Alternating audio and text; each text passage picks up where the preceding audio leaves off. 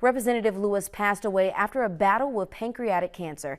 Back in December, when announcing his prognosis, Lewis said, "I have been in some kind of fight for freedom, equality, basic human rights for nearly my entire life. I have never faced a fight quite like the one I have now."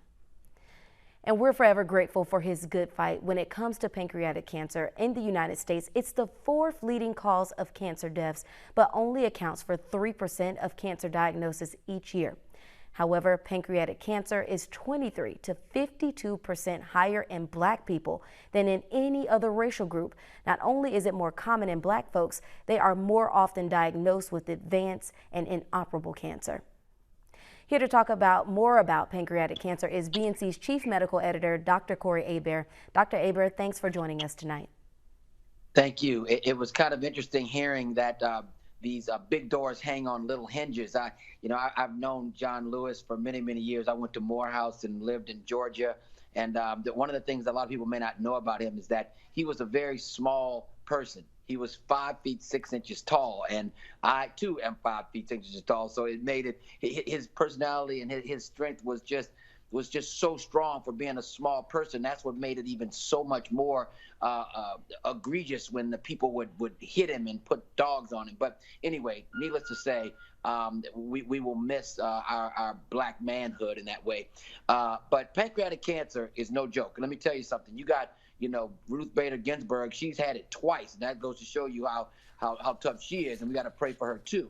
But John Lewis having this, he fought a very good fight. He had advanced disease, and this disease, we have to tell you right now, it runs in families, but we don't know what the pattern is. But if you smoke, if you are obese, if you have diabetes, if you drink a lot and you get pancreatitis, all these things lead to pancreatic cancer, and that's why they think that lower socioeconomic status plays a part of it. But one thing that people never think about is that Black people get less care in hospitals. We don't like to go because we get treated poorly, and when we go, we don't get the test. So I think that's a bigger part of why we get pancreatic cancer and die more from it.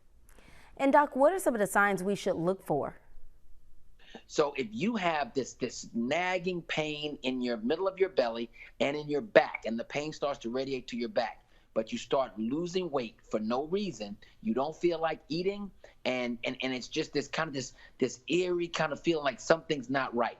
That's one of your biggest clues. And the thing about pancreatic cancer is so deep in the body that by the time you really start having those symptoms, it's already advanced. And that's why you got to go to your doctor every year, and you got to get checked out. You got to know those numbers. You got to know your sugar numbers. You got to know your blood pressure numbers. All these things. You know how many likes your picture gets on Instagram. You know what the numbers were for the lottery.